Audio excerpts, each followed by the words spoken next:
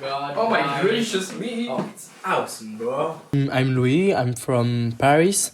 I'm 20 years old. I'm sorry, I forgot completely the camera. I'm 20, I'm from Paris. And I love music, so I principally do music. Like. Okay, my name is Mathis. I'm 19. I'm from France, from the east of France. I do graphical design, and I love cinema. I love cinema too, of course. But he's not from Paris. Non, mais c'est toi qui t'as dit que t'étais de Paris, connard. He's from Germany. I'm from Paris. Yeah, I'm from Germany. Alsace. Yes, je suis un Parisien. Okay, first question. Yeah. Tell me about a recent film you watched that you loved, and tell me why you loved it. Okay, so Mathis. Do you want to start? I mean we can talk together on this one Yeah. because we prepared a bit this interview. So he began to watch Titane, French movie like which had the Palme d'Or in 2021. 2021. Was Palme d'Or. Wait, what was this? It's Titane. Titane, okay. Yeah. I don't, do you know the movie? No. Okay, so it's like Chazelle. this Okay. French movie. It's like un film de genre, which is like very specific. It's kind of horrific. Horrific drama. There's a lot of different Kind genres. It's kind of a slasher, a Yeah. revenge movie, and then very like a very psychological thriller kind of. Okay. It's kind of weird. It's really real. And we had a big debate on it Okay. because it's incredibly directed, incredibly played as well. The actors are awesome. The ideas are crazy. It's beautiful. The music is incredible. Everything is incredible. Is really nice. It's like it's a full-on crazy experience. Yeah. But what I thought about the movie was that it was lacking a message, lacking something like a conclusion to what was shown and what was, because there was tons of ideas but no conclusions whatsoever. And so we had a debate on like, can you like a movie that is essentially awesome, but when you think about it, it doesn't go anywhere. And that's what people mostly say in the critics, because the critics are also really separated in this case. Yeah. And my point on what Mathis said is I completely understand the point that there is a lot of peace in all this thing, but ça arrive nowhere. But I think it's kind of the purpose of the movie, because ça traite beaucoup about madness, folly, and all this thing. And so why have a logic conclusion into a movie where nothing is coherent? Yeah. Coherent. Yeah. And so especially because the conclusion is really amazing. Et je pense que tu agree with that. The idea is really great. The movie works in itself. Okay. It's just that, it's very metaphorical. There's a lot of fantasy in the movie, and there's this whole thing about metal and cars, and so there's a lot of things going on. But we don't get. I mean, there's some clear ideas, but sometimes I feel like we don't go through with the messages that are like barely touched. Okay. It's like there's a lot of ideas. There's ideas about the father figure. Maybe we can do some synopsis or a quick resume of plot. Okay. Yeah. It's kind of complicated. I mean, okay, so it's simply it's about a killer, a woman. She's kind of crazy because she's suffering about post-traumatic things after a car crash when she was young. And so she developed some mechanophilie. Yeah, weird. Like she weird, just wants to fuck cars. She fuck cars. Okay. She fucks Really. cars. Yeah. Like for it's really shown in this movie. I mean, de façon très très concrète et très crue. Yeah. So it's kind of complicated to watch sometimes. Yeah. And she killed a lot of people. Yeah. their parents and her parents and all this thing. One Some of them people gets she out. met. Yeah. Mhm. The police gets called, and we go through another part of the movie. So the first part was like very slasher, revenge movie and stuff, and then we go Okay. into the thriller, psychological part. So she gets this. disguised into this random kid that is missing because she's trying to escape the police. And then she goes to the police to identify herself as the kid. Okay. Then the father comes on, picks her dressed as the kid in a weird way. And then there's a full-on relationship that develops between the father who thinks that this woman is her son. And it's his Wait, son, sorry. How does she disguise into the boy? She cuts her hair, breaks her nose, and stuff like that. You know, it's very graphic. Elle est très masochiste. Yeah, Okay. she likes to suffer, kind of. It's a really weird. And the dad just quand il n'arrive pas à faire son deuil Mhm. et quand et du coup il y a toute cette relation du père qui n'arrive pas à faire son deuil, de la fille qui en fait devient un garçon mais au final il le sait, progressivement il learn that that's not his son, Yeah, he but he realizes accepts it. And so yeah, there is some a form of couple, like some crazy couple who formed around like the baby she waiting. Uh-huh. Yeah, because she gets Because pregnant she from the waits- cars. she waits a baby. So, Yeah. So it's kind of crazy. You know, it's fantasy, kind of. It's But- yeah, But there is a purpose. but it's a very like it's very common to like basic author cinema, not basic, but like very good author cinema in Mhm. France, like Gaspard Noé or stuff like that. They're Yeah. gonna be like very graphical, very violent, Okay. touching like very hard themes. And so one of the thing I was like I didn't like about Titane was like I had the feeling that it was just, you know, shocking just to be shocking. You know what I mean? Kind of And like, it, like, amusé just à la like- galerie yeah. for like bourgeois blancs. Voilà, Titane. you know, like Kind of les, like- exactement, I les- agree with that. I completely Yeah. agree with that. But I mean, la puissance du film est telle et son propos artistique est tellement puissant que juste, je trouve que tu peux passer outre des messages clairs, tu vois. Mhm. C'est plus ça mon point. But yeah, that's the last film we watch. Yeah. To finish on this point, because It was long. it sorry. was such a No. long. But I mean, it's kind of I'm interesting. gonna watch this. Yeah, it's cool. Watch it. Mm. Watch it. Watch it. And watch Raw as well, which is her first Raw? movie, which is This very is a good. French director. Grave Yeah. in 2016. Yeah, Grave is in 2016 and then... Same actress. Yeah. No, not the same Ah no, actress. that's No, is that no, what no. I got? No, it's a young actress. Oh, It's, and the other movie is about a girl who grew up to be vegetarian and then Mhm. discovers herself a love for human flesh. So it's a great movie as well.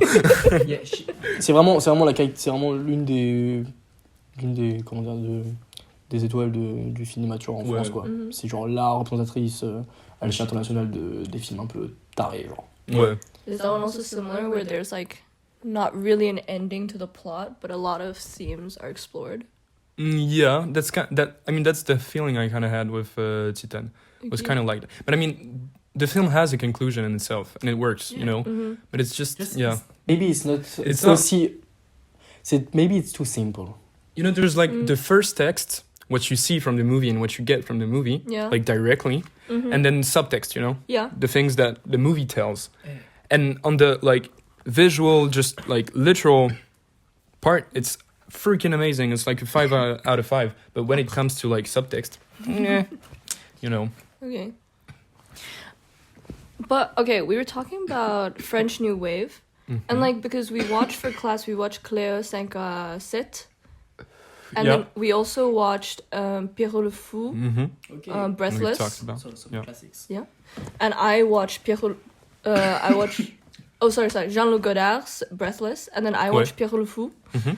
And what I'm getting from French New Wave artists is that they explore a lot of metaphysical things or a lot of philosophical themes like life and death, Yeah. mortality, love, punishment, hatred, whatever. But for example, in Cleo 5 to 7, personally, I don't think a lot happens. Like, it's a girl waiting for her cancer diagnosis and she like walks around town, but then it's like 2 hours of Yeah. very little plot. Yeah, that's like a very common thing to. I mean, it's like a very common critique about French cinema, and especially since like the French New Wave has had such like a big influence on what we call like cinéma un petit peu intellectuel, d'auteur, etc., etc. It's there's a very like big thing with psychological movies and big themes in France in general. So, but I get it that you would be bored, and I mean, sometimes movies are just boring. You know, it happens. I mean, Ghibli movies. Like, I mean, the easiest conclusion you can have is like, I mean, if you just watch a movie and you don't enjoy yourself, then I mean, you just didn't like the movie, and it's fine not to like a movie, even if it's known as a big, incredible movie. You can unlike something and then and also accept what is good about a movie. You know. Okay. Do you agree with that? You don't seem like you agree with that. I just want to say, je ne tousse pas à cause de la bœuf. Simplement, j'ai une petite toux, donc parfois je tousse. Mais c'est pas pour ça, voilà. Pour pas passer pour une vicose, quoi. Pour les téléspectateurs. Good comment. Wink at the camera. Yeah, wink at the camera. I mean, okay, my problem is... Sometimes even when I'm at the cinema, I don't know if it's because I only started watching movies in January, but I think a lot of the times, like no matter what movie I watch, it's very difficult for me to be 100% all the time into it. Like, movies? No, like all in movies. general? Okay. Because I think like it depends on the... Too much TikTok. Yeah, okay, I have a short attention span. No, but it's any movie, you know, like for example, it takes you a while to get into the movie. Like there's the introduction where they like the mise en scène and you start to understand what the plot of it is and then you get into it.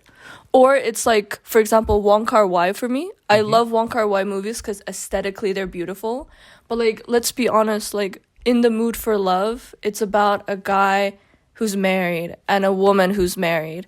And they're still married to their husbands and wives, but then they have this like weird thing between them where it's a lot of like eye contact and it's a lot of like talking, but like nothing really happens between them.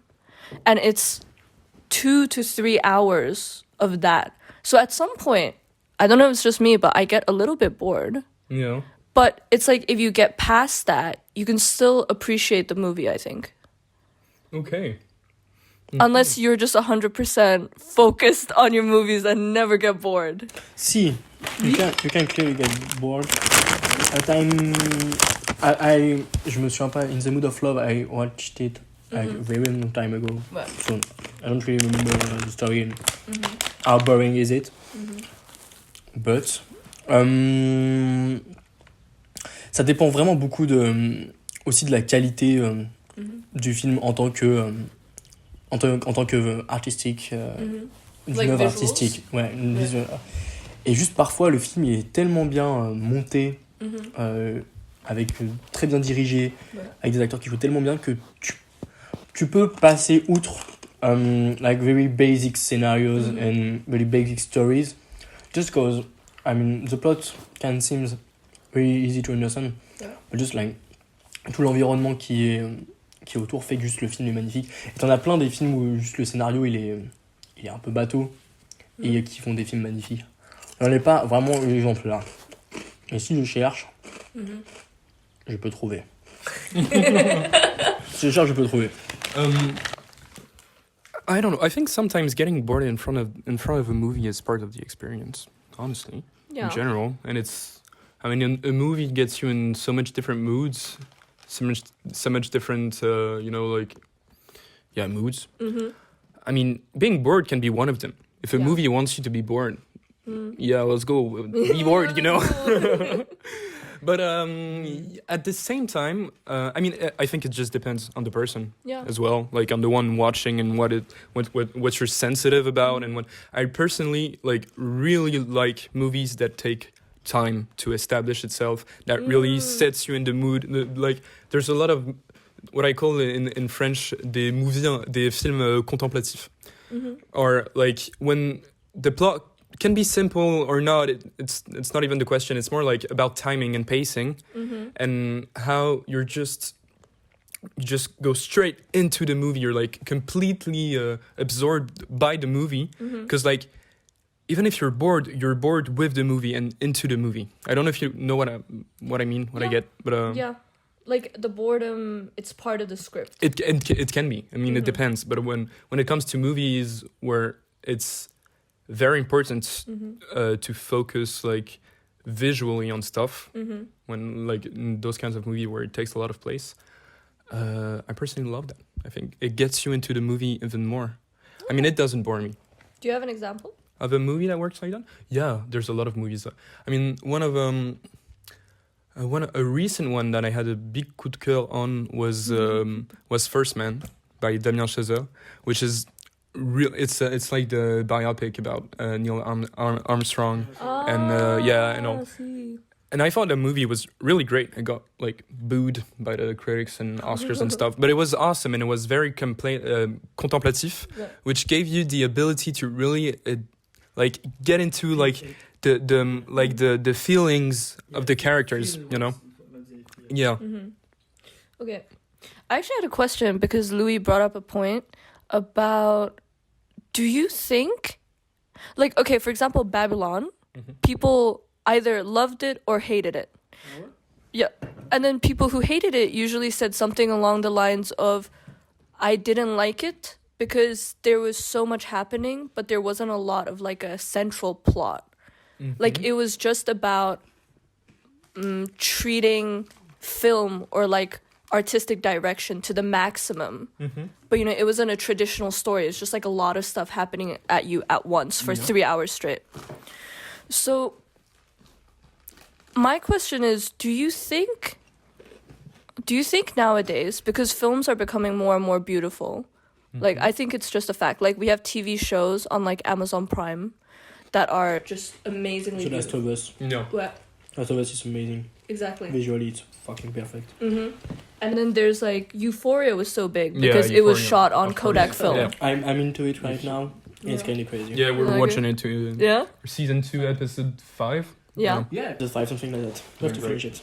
Okay, and like when you watch like Euphoria, do you think you love it a lot because you think the writing is great? Or do you think it's more like it's very visually exciting? Concerning Euphoria, if I have a point, it's just... I mean, of course, visually, it's amazing. Scenes are incredible. C'est très bien filmé.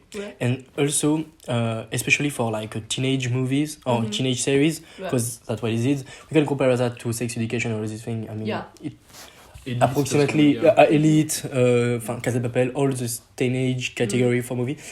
But ça a réussi à faire le pari de mélanger film pour adolescents et en même temps film réfléchi, c'est un film très mature, enfin une série très mature, pardon. Oui. Et juste, c'est très bien joué.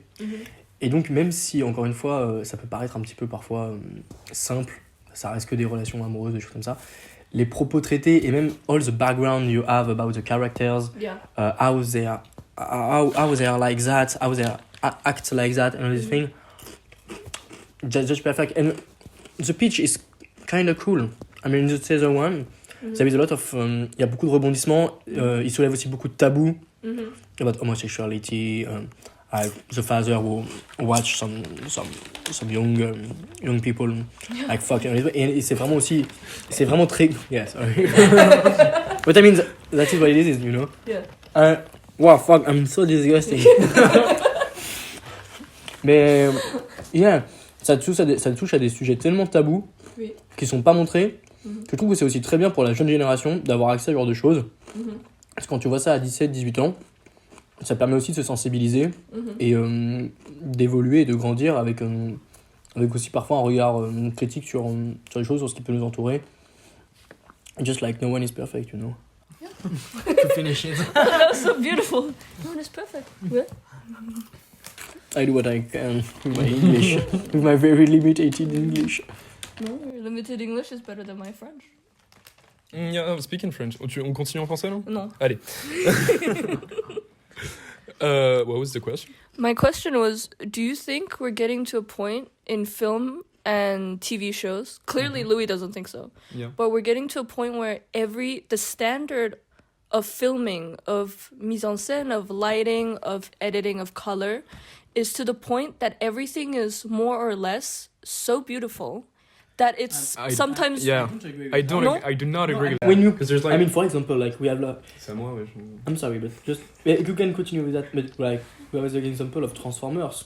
Mm-hmm. I mean, visually it's perfect. C'est vraiment bien. Les effets spéciaux are crazy. I mean, in the Transformers 3, la face cachée de la lune, for the experts, the visual effects are kind of crazy. The video is amazing, the camera is amazing, but just like that's Michael Bay and the scenario and just the story it's completely fucked up, you know. Yeah, shit. That's my point. And I would agree. I would argue at the same time that yeah, we have like some amazing, crazy stuff, especially going on into with the like series and stuff. Euphoria is a great example of it. There's a lot of we cited Last of Us just before. There's a lot of them. But when it comes to like Keep talking. I want to check if it's still rolling. okay, but when it comes to like regular cinema, you have like shitty ass movies like Marvel, for example, the fucking MCU, like just gaining billions and billions on visually horrible movies. Like there's no mise en scène, there's no fucking color grading, there's absolutely nothing in Marvel movies. It's like there's obviously exceptions. Yeah. They are like when it comes to, for example, when it comes to like James Gunn's movies, when it comes to like the first Avengers movie, or like there's some example of good Marvel movies with a mise en scène, with a real like author's touch and stuff. But in general, it's so fucking pathetic. You know, when like sorry, I'm getting pissed. But when you look at like movies like No Way Home, like the third Spider-Man, which got like a shit ton of attention and like everyone like cried it was like a fucking masterpiece. But there's absolutely nothing visually, nothing. There's just like some like random ass VFX, visual effects. Yeah. And the story is really bad. Yeah, so what the fuck, you know, like it's But for big production, Like, honestly- I kind of agree as what you said. Mais je trouve quand même qu'il y a surtout de la part des about like for big studios and all this thing, I completely agree with you. But for like big platform like Amazon or Netflix, I mean they put a lot of money in good really good visual effects. When you see not all of the series, but I mean for Amazon, there's kind of like Last of Us, which is kind of amazing, and it's Amazon, you know. It's HBO, yeah. There's Daisy Yeah, Jones and the Six, that was really big. But in Netflix, Tyler Rake, yeah. Tyler Rake in Netflix, like action movies, kind of horrible, filmé en plan séquence avec vraiment des effets visuels très bien réussis. What do you think about it? But okay, I think you're misunderstanding my point.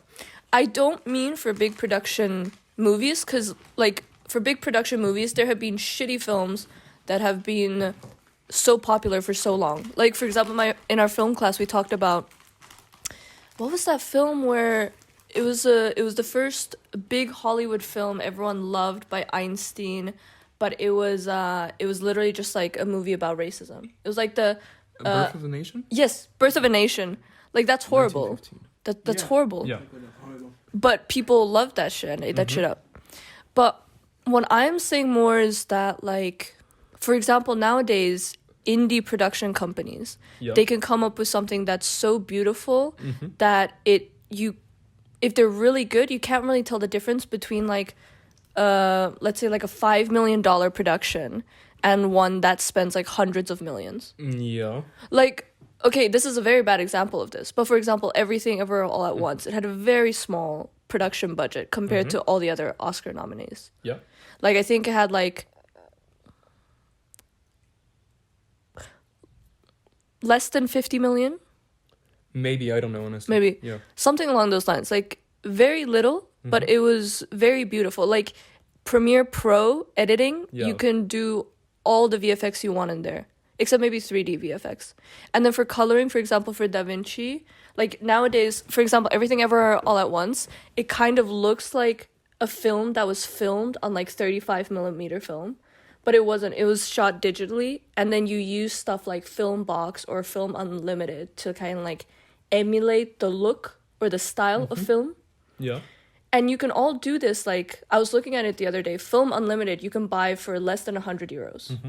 And then Premiere Pro, Adobe Suite, every month it's like 20-something euros. Yeah, 22. So we're at a place where indie production companies can produce things that are so beautiful for so little money that we have a lot more content from, like, small companies that are beautiful. Yeah. And, for example, A24, people always talk about how A24 movies are beautiful. I don't know if you're a fan. Yeah. A24.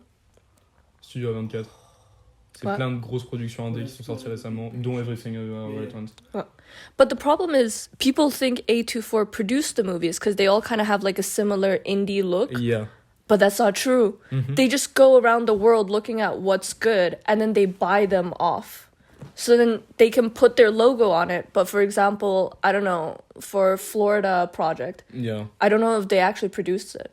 They wrote it up. A24, it's a further project? Yeah. Oh, okay. Okay. No, there's a lot of movies. Okay, like Midsommar as well. But similar. Yeah. In perspective and visual effects and all these things. Yeah, okay, I know what you mean. Yeah, A24 has a line like they produce like essentially like very authory, unusual movies, which is great. I'm a fan, honestly. Because I mean, even if it's buying off movies, I mean, it's also just showing those movies and giving them promotion, giving them an image, and especially since now A24 has a big influence, even more since the Oscars where they fucking won everything. So I mean, I think it's a great thing in general. Honestly, A24. But that wasn't the question in the beginning. What was the question? That wasn't the question. My question was, do you think the standard of beauty in films is so high that we're getting to a point where maybe not all shows, but some shows or some movies, we're told to like them because it fits the aesthetic. Like, for example, it fits like a A24 aesthetic.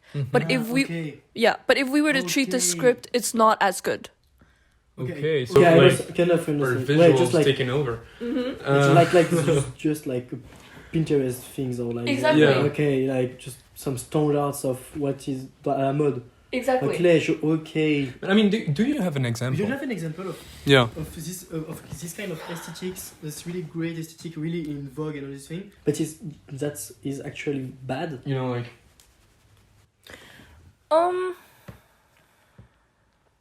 It doesn't completely fit the bill, but for me, for example, I dislike Whiplash. Okay. I dislike Whiplash a lot. And I'm not going to go into the reasons. I've talked about this with Jan.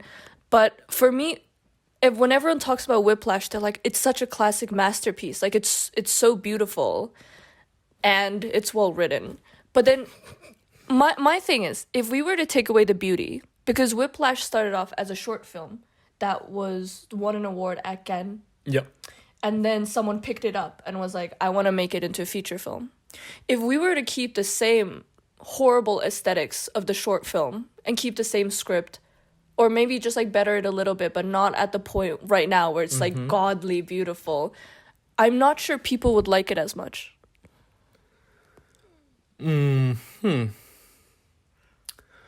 Ok. Course, mais c'est pas la question. Ouais, je suis d'accord. Déjà, oui, c'est pas la question. Mais même au-delà de ça, like. Non, vas-y, commence, oui. Non, vas-y, pousse sur le truc. T'as l'impression que t'es. Moi, j'aime beaucoup Whiplash, personnellement, comme la plupart des films de Damien Chazelle. Parce que I consider that like a masterpiece. Peut-être pas un chef-d'œuvre, en tout cas un gros classique. Oui. Qui est en devenir pour devenir un chef-d'œuvre, je pense, quand même. Et parce que c'est. Moi, je trouve que l'histoire est très bien ficelée, quoi. L'histoire est. The story is really amazing. Like le développement des personnages, il est incroyable aussi. Complètement sublimé par le jeu des acteurs. Et donc, la question du oui, ça avait été repris, etc. Oui, mais en même temps, ça aurait pas été les mêmes acteurs. Ça aurait pas été Damien Chazelle à la réalisation. Donc forcément, ça aurait été un moins bon film, en fait. Ouais. Et c'est pour ça que Whiplash est un excellent film, parce qu'il y a tous ces éléments-là, en plus d'un scénario qui, ok, paraît simple à première vue, est quand même très bien construit. Les dialogues sont très bien écrits, et ça joue merveilleusement bien, c'est très bien réalisé. La bande originale, puisque tout à l'heure, on parlait un peu de musique. The soundtrack is amazing. I mean, Caravan is a beautiful music. Toutes ces choses-là font que c'est ça qui en fait un excellent film, au-delà déjà de sa qualité visuelle qui, en plus, est absolument magnifique. Yeah, the script works in itself. And I mean, obviously, if you take a movie and you remove all the aesthetic part from it, it's gonna be bad. Not all, but let's say we do like a Marvel visual production of Whiplash. Keep the script. Is like Whiplash gonna hold? Yeah. Yeah, it's gonna hold, but it's just gonna be It's like gonna be a cool movie. a cool movie, a great idea, but not a because right after you have like we said about it. directing and the visuals. I mean, we just said about it. Oh, that's that's a really great movie, but that's a bit.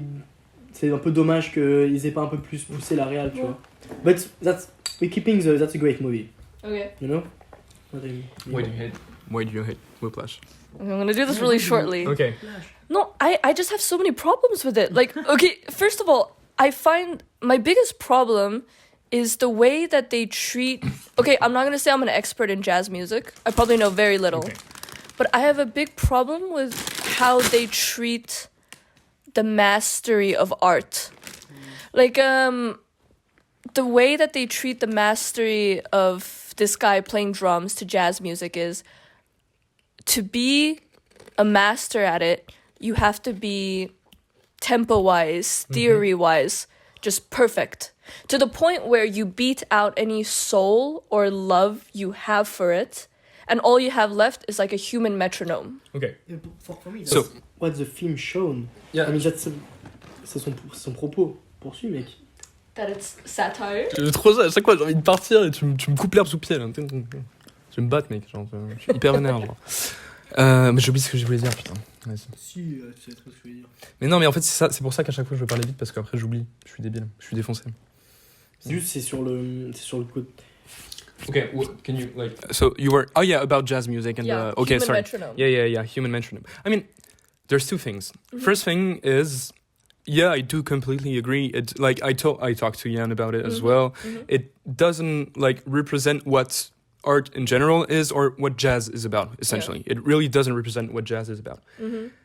My first point would be to argue that who gives a fuck, you know? Like, oh, it's not what jazz is. Okay, too bad. That's not what the movie is about. The movie is like a psychological thriller, and also the message of the movie is not even about saying like, you have to be like perfect, and because obviously there's no being perfect. It's completely absurd when Too crazy guy. The coach just like says you're not on tempo. He's perfectly on tempo, and you can hear it. It's perfect. There's nothing, and he knows it as well. That's not the point of the movie. The point of the movie is about like pushing yourself to that extreme limit, which is more than being perfect or being, you know, it's not about being perfect. It's about getting something out of you from like this horrible coaching way of doing stuff, which I don't agree with. But that's like just what the movie is showing, and I think it's Ouais, c'est juste la. No, but if we're talking about it being like pushing yourself to the limits, I still think it's horrible. Because, like, he pushes himself to the limits so badly that he fucks up his entire career. He, I don't know what he does, where he gets his money from, but he probably just, like, relies on his parents or his dad or whatever. And then he gets a second chance out of nowhere. Like, he happens to stumble into a bar. And in the bar, there's the guy who taught him. And then he finally gets a second chance. He fucks it up again, not entirely his fault. But then also the fact that this crazy man who is teaching him, it was also his second chance to re-enter the music world, which is like his sole goal in this life. Like, it's everything that brings him joy. And he would throw away his second opportunity just to piss off a kid he met a couple years ago. okay. That's also, it makes no sense to me. Yeah, that could be seen as incoherent, and I get why. I get why, but at the same time, I mean, it's kind of on the vengeance thing. Yeah, it can be. Yeah, okay, that's incoherent. But at the same time, I mean, just be a trait from the character. I don't give a fuck. But it's not the. Yeah, okay, yeah, that's valid. Yeah. Louis. Same point. Okay. Yeah, but it doesn't change what I just said about the movie earlier. I have the same vision on the thing, even if the end is kind of incoherent. You don't care about it when you see the movie. Aussi des personnages, Yeah. leur ambivalence, du respect-répulsion un peu entre les deux. Ça me choque pas. Et puis aussi, ça permet... ça permet en fait juste aux personnages principaux, les deux personnages principaux, d'atteindre le but ultime that is like having this crazy ass solo where you're just, I mean, it's all part of the thing, you know. It wasn't his plan, but at the same time, maybe it kind of was his plan to push him to the ultimate limit to see how he does, and it works, you know. Okay. That could be a point as well. I don't know. Okay. Oh, I actually had a really interesting question. Yeah. Okay, before I go into it, I'm going to ask both of you. I'm going to ask Louis first because you might know. Louis, do you like Wes Anderson films? I didn't watch a lot of Wes Anderson films. But There's a big trend of this movie, no, right now. Oui? Yeah, kind of. I saw French Dispatch in cinema. Yeah. I kind of like it, but I mean, that's not for me. That's not a really amazing movie. I mean, that's a good movie. Ouais. But comment il s'appelle? Je sais pas. I Budapest didn't Hotel? see Budapest Hotel. Okay. So I see the beginning of the movie, mais je l'ai pas fini. C'est genre, tu sais, genre le film que tu regardes avec tes parents, tu vas te coucher après. Mais pour le coup, je trouvais ça vraiment très très bien. Okay. Très bien écrit, très bien pensé. I think it depends of what movie we talk about. What do you think is most special about a Wes Anderson film? The aesthetics, the idea behind the aesthetics also. I mean, cet univers un peu parallèle. Je pense que c'est ça qui fait particulièrement plaisir aux gens. Et puis, en plus, là, il colle parfaitement un peu au nouveau standard, un peu d'esthétique, un peu old school, vintage, Oui. en même temps un peu perché. Et du coup, je pense que c'est aussi pour ça que les gens ils se l'approprient à mort en ce moment, l'esthétique. Okay. So you like Wes Anderson films, or you think they're really cool? No. And a lot of it is because of aesthetic. Are you getting to a Um, point? No, I don't think so, because French Dispatch is not really a good movie. Yeah. And I mean, all the people kind of agree on that. I mean, the critics are not really amazing about the movies. Oui. But Budapest Hotel is a really good movie. Okay. Not just Brilliant. because of the aesthetic, but also But do you because... think visually it plays a big part? Like, I mean, pour sa notoriété ouais. aux yeux du grand public et de la majorité des gens, oui. Et c'est pour ça que peut-être que ça pète beaucoup. Mais même si c'était pas à la mode, ça marchait quand même. Okay. Alors ça a toujours, enfin Wes Anderson ça marche même avant que là les gens se soient vraiment précipités vers son esthétique genre. Okay. Parce que c'est déjà un truc à part. And you? Just what I think about Wes Anderson. What do you think makes his movies so great? You can literally say everything. I'm not looking for something specific. I mean, you know, what's great with Wes Anderson is, you know, it's those kind of directors that just have a very clear and identified identity, which I kind of like, because you know what you're going into when you go and see a Wes Anderson movie, but at the same time it always works because the scripts are usually absolutely excellent. Like Grand Budapest Hotel is an awesome film. I loved French Dispatch as well. I loved it. I know it's not like not everyone loved it. Yeah. But I think it worked really well. There was some. I mean, I get the critics and all, but I thought it was really good. And I mean, I think like with Wes Anderson, it got to a point where his identity is so identifiable and so like. You can essentialize his identity to like very specific things like color grading, pink, static shots with people in the center, like symmetry with a voix off and all. Yeah, okay, yeah, but it's not only about that. It's way more than that, honestly. Okay. I ask because I haven't seen a lot of Wes Anderson films. I saw like part of, what's it called? Darjeeling. I didn't finish it. I'm trying to. But I think one of my biggest problems with Wes Anderson films is that it's very much, once again, an idea of aesthetic where people love his films a lot. Of course, there's like, after you watch it, like script, there's the acting. He always has brilliant actors, but he's known very distinctly for his visual style.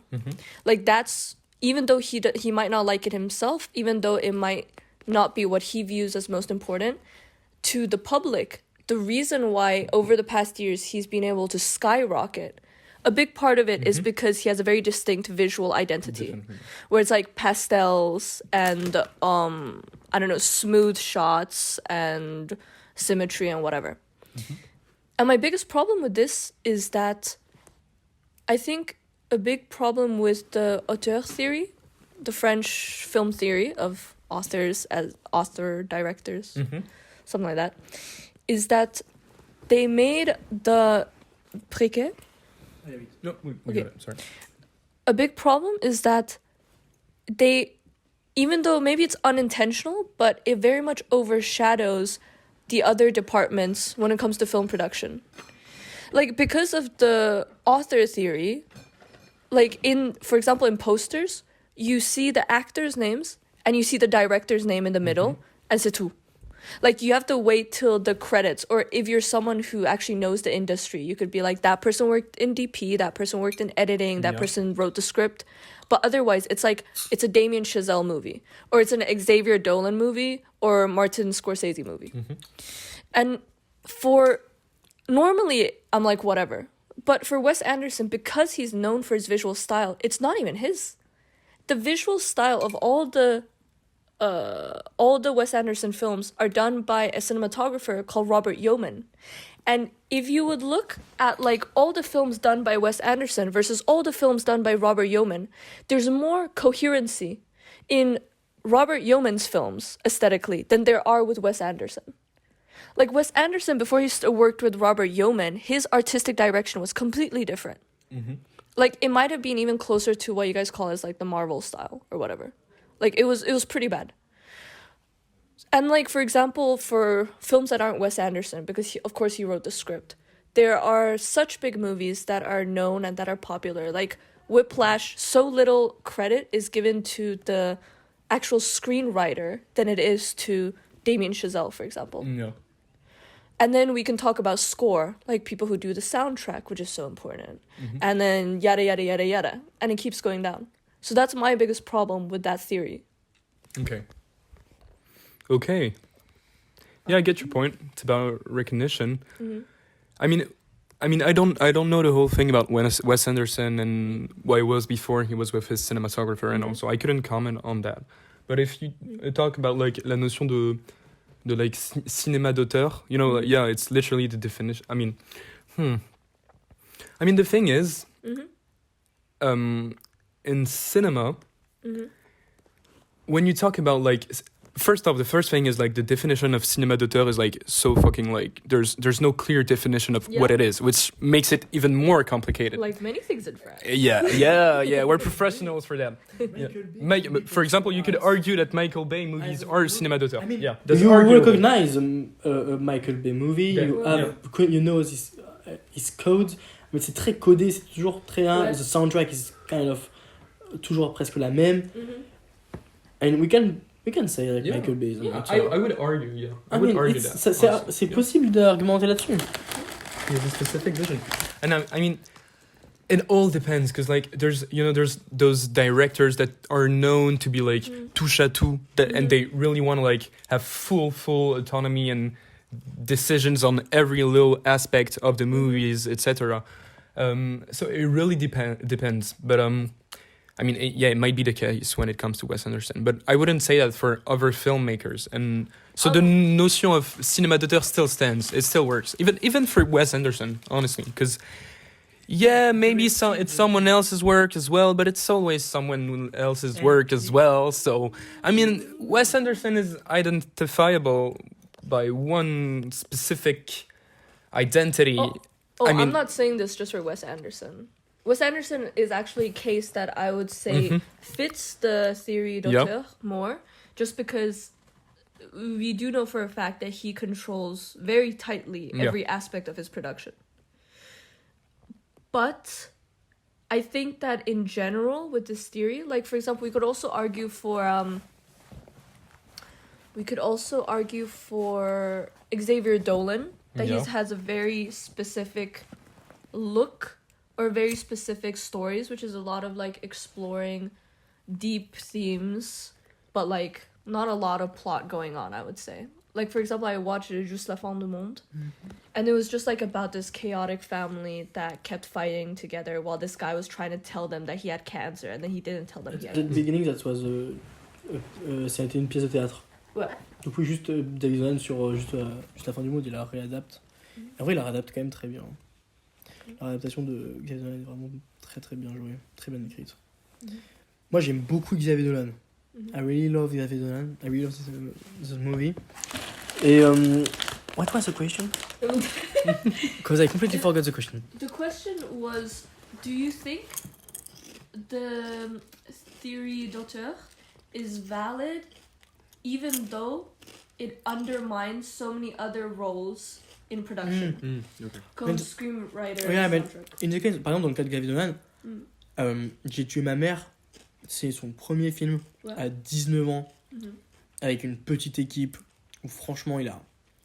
Genre, de toute façon, il y a toujours la blague avec Xavier Dolan du tout est fait par Xavier Dolan, ce mec est derrière tout, c'est lui qui gère la caméra, c'est lui qui fait la BO, c'est lui qui a fait le design des chaises, c'est des trucs là, genre, c'est des vannes qu'on retrouve tout le temps. Et en même temps, c'est un peu vrai, dans le sens où quand même, ce mec-là avait une vision, avait quand même un talent, franchement, un talent certain pour ça. Et du coup, évidemment que Xavier Dolan, il s'est entouré d'un ingé son et d'un mec pour filmer et de gars pour faire des effets et tout. Mais déjà, de un, il s'est très bien entouré. Ce qui démontre en plus qu'il... Enfin, tu vois, comme dans le cas de Wes Anderson, tu vois. Ok, c'est pas lui qui fait la vidéo, mais enfin, il a quand même engagé le mec qui l'a fait. C'est qu'il sait quand même reconnaître en lui un talent qui va coller à l'esthétique de ses films, à son scénario, à ce qu'il a envie de montrer. Donc t'as quand même tout ce travail-là. Parce que... Enfin, il y en a plein des mecs sur Fiverr qui font des trucs incroyables visuellement. Et c'est pas pour autant que tu vas les engager sur un film. Donc, dans son cas, t'as quand même... il colle quand même à ce schéma-là, presque du talent inné pour le cinéma. Juste le bon cinéma, quoi. Il a juste du flair, Xavier Dolan. Parce qu'en plus, il fait plein... Parce qu'il a son esthétique, mais en même temps, il touche à plein de choses. Et Tom à la ferme, c'est un thriller, quoi. Même si effectivement il y a quand même des aspects psychologiques etc. qui rentrent en jeu, et en plus il joue souvent dans ses films, souvent les premiers rôles, et c'est qu'en plus il sait très bien se diriger et incarner ce qu'il écrit, et c'est quand même un talent énorme. That's my point. I don't know if you agree with that, Mathis and but I mean... On the question, Yeah. On the question, I would say that I honestly get your point, and I kind of agree to a certain extent, because like, yeah, it does invisibilize some of the work in cinema that is like profoundly important, obviously. But I mean, one of the purpose of the expression of cinéma d'auteur in the first place is also like to distinguish a certain kind of cinema from another, and from this side, it still stands as an expression, like because I mean, even though the definition of cinéma d'auteur in itself is kind of sketchy, I mean, you can easily recognize what is cinéma d'auteur and what isn't, you know. Like, I'm giving you a director, you can tell me, yeah, that's a cinéma d'auteur, you know, like, and some why can't you just say that's a very critical and good director? Because it's not because you know, like, when you talk about cinéma d'auteur, it's like la personnalité, la vision, like the vision, the personality, the ideas, the common themes proper to a director, like even proper shots, proper way of like building a story, constructing a script, special shots that you see like being recurring and stuff like that. It's about so many things that makes a very specific identity. So, you know, it's more specific. It's not only about being a good director, because there's some good directors that are not that don't make cinéma d'auteur, that are just good directors, and that are you know, like usually yes men. They just like accept scenarios and stuff. And then there's those director with like clear themes, recurring actors, recurring people that he works with. It comes to this as well. The people he works with. Like Nolan is as well identifiable because he's linked with sorry, I have le compositeur Hans Zimmer with Hans Zimmer and same thing for like George Lucas being with like John Williams or it also brings out some of the work in a way, Okay.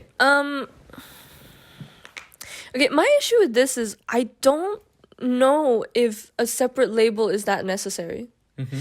Because, for example, okay, let's play your territory. Let's look at Jean-Luc Godard, for example. Like a lot of the French New Wave directors, technically, like in terms of filming or like how to make certain shots, whatever, like he didn't know much. Especially because technology was developing back then, a lot of the background work that made his movies into the masterpieces they are was because he was working with a collaborator who was also his DP. Mm-hmm. I don't know how to pronounce it. Raoul Coutard? Oui. Yeah, something like that. And I think that what makes a film annoying is you have this role of director who's the guy who imagines it, and then we have like a bunch of people under him that just translate his vision. But to me, when you translate a vision, like for example in producing music, someone can give you a certain idea that, hey, I want a beat that pops, or I want a beat that's very house that goes like yada yada yada. But when you actually have to translate it into a final track or a final film, the person who's in charge of the techniques realizes certain things have to be modified. So at the end of the day, the vision isn't solely the directors, because a lot of small decisions make it through before then that end up shaping what it looks visually. Or maybe the director's like, no, the DP is like, I understand the shot you want to make, but you can't film it like this, so you film it like this to get that effect. Mm-hmm. And I think that the problem with the theory d'auteur is I don't really understand the original meaning, but how it's used these days is you start distinguishing directors who are in charge of everything on set from directors who are not. And to me, and it's influenced it in such a significant way, French cinema, that now it's very universal that directors get all the recognition for the film. Unless you're very into a specific field, like you're very into making music scores, then you're like, oh, this guy for Interstellar, he's super popular. Or like he's really good at what he does. Otherwise, you don't see that. You just see directed by, and that's it. And that's a big problem for me. That's the case in a lot of art fields. What? I mean, that's a big problem. I mean, we said the same thing for music. Tu parles des Beatles, tu connais pas leur ingé son. Tu parles de Rolling, tu connais pas leur ingé son. Tu parles des Pink Floyd, qui ont lancé rock psychédélique, qui ont une identité sonore absolument magnifique. Tu parles pas de leur ingé son. Ça, c'est des choses qui existent dans tous les domaines de la musique, surtout dans les grosses productions, dans les choses qui sont aussi très produites, parce que c'est les films autant que la musique, c'est des choses produites, surtout à un niveau professionnel et international. Donc oui, forcément, dans un film tu retiens le nom du réal, mais comme dans un album des Daft Punk tu retiens le nom des Daft Punk alors que t'as genre un orchestre qui joue pour eux, qui arrange les morceaux pour eux. Mais ils font pas que retranscrire leur vision approximativement, les artistes, et surtout les directeurs et cinéma d'auteur, parce que quand on dit qu'ils sont minutieux et qu'ils contrôlent le film, c'est qu'ils le font quand même la plupart du temps quand même le plus possible. Et souvent c'est des gens qui ont quand même des connaissances en termes de visuel, etc. Et qui savent ce qu'il va bien donner sur un set de tournage, qui sait sélectionner ses acteurs. Et puis on oublie, mais on l'a quand même redit, et qui a un script très bien écrit, qui du coup va pouvoir être très bien réalisé. Et c'est pareil dans la musique, les Daft Punk, ils ont des orchestres. Les orchestres, ils ont beau être absolument géniaux, faut quand même qu'ils lisent la partition qui a été écrite, tu vois. Et c'est pareil pour la sculpture, Jeff Koons. Jeff Koons, il fait rien, Jeff Koons. That's a PDG. Yeah. Le mec, il dirige l'entreprise Jeff Koons, et c'est tout. Mais c'est Jeff Koons, parce que c'était son idée à la base, parce que c'est lui qui l'a créé, son entreprise, parce que c'est lui qui développe les trucs qui permettent de faire ce genre de forme un peu ballon, là. On est super de droite. Tu trouves ? Ouais. Ouais, c'est vrai.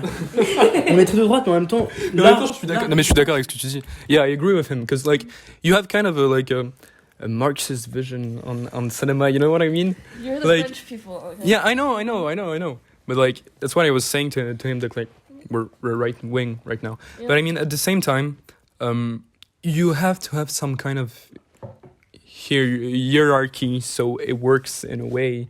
And especially since when it comes to cinéma d'auteur, the director has so much power over the movie that he's doing, and has so much intentions and like touches everything. I mean, you have to give it to him, even though there's people under him like working for him and getting the shit done. But it's at the same time it's normal, because otherwise, like, the only kind of cinéma d'auteur that you could have would be like, but if you go with like music, like Jules, the rapper would be like, since he's like 100% independent and like he's doing the prods, he's singing over them, and like, and that can't be the only valid form of, you know what I mean? No, it's normal that there's small hands, and they're called small hands. Sinon, c'est des films indés. You know? Des films indés genre Rangen. Voilà, Rangen. Et encore même Rangen, tu vois. When it comes to Rangen, it's like a movie that was solely held by a director for like 9 years. Obviously, he had people on set. He had actors carrying the movie. He had like, obviously, yeah, but like, it was his project. It was like something personal. It was his idea. He wanted to, like, there's something very personal about doing a movie. So, but don't you think there's something wrong? Because in every single, no, not every single, but for a lot of art forms, the success of the idea is granted, a large part of it is granted to the person who actually sees it through. Like, for example, if this is a very far example, I know, but just imagine we have some guy who has a genius idea for a sculpture or for a painting. Mm-hmm. He commissions someone else to do it because he knows that he cannot technically produce that. At the end of the day, when you look at the painting, you're not going to say, oh, what a lovely painting by the guy who commissioned it. You would say, what a lovely painting done by the artist. Or at least there's like, you share the credit. And so like, for film, I get the comparison to music, but I think there's a big difference because producers of music, maybe they don't get as big of the fame if it's like a big superstar, like Beatles, like, what 15-year-old gives a fuck about what producer made it? Mm-hmm. But at the end of the day, the royalties are split in a way where the producer very much benefits, maybe not equally, but benefits significantly. But then on a film set, the director is earning heads and shoulders above everyone else. Mm-hmm. Do you see my problem? Yeah, and you could say the same thing about actors as well. Being Yeah, like, actors. very paid. But the thing is, cinema is an industry, and it works on image. And directors have images. Directors sell just by their DPs image. Have images. Same thing. No, it's just a reality as well, which is a commercial reality that directors sells. Same as actors sells, and that's why they're so heavily paid and justifiably too much paid, It's the cinema industry is bad, boo. C'est pour ça qu'on peut aller voir au cinéma, juste. Oh, it's just a system. Non, mais It kind of is. It kind of is. Mais à un niveau professionnel, c'est une entreprise, comme n'importe quoi d'autre. C'est hyper à droite, là. Hein. What's your favorite film? Just saying one is hard. Just say one. That's hard. C'est nul comme réponse. Amadeus. Oh, bah, What? C'est arrivé près de chez vous. C'est quoi? C'est arrivé près de chez vous. Un film français, Belge. the first one of Benoît Poulvord. Ok. And c'est un film c'est un film très drôle, mais c'est de l'humour noir. It's a mockumentary. Yeah, it's a documentary. It's a documentary. It follows a murder. A murderer. Sorry. Be careful. Et it's just so funny. Cause c'est comme si on suivait un boulanger, quoi. You follow a baker like you follow a murderer. And it's really funny because he shows you how he's gonna kill this woman. And he just like puts her in the river. Yeah. It does all that thing. But there is some really violent scene. Yeah. Like there is y a une scène de viol qui est particulièrement hardcore. Et nous on l'a revu défoncé. On n'était pas serein. Pas un bon moment. Ouais. Like we were high as fuck and there's like a there's like a like a full-on 10-minute rape scene which is absolutely horrible and we were high as fuck just on the couch like we wanted to die so hard. It was like a full-on crazy experience. I love that movie as well. Okay. Thank you very much. Ok. Thank you. Ouais, je me suis senti En vrai, ça va, on avait des Thank trucs you. à dire. Je me suis senti pas très bon. Je me suis senti particulièrement Oh, mauvais. ça va. Non.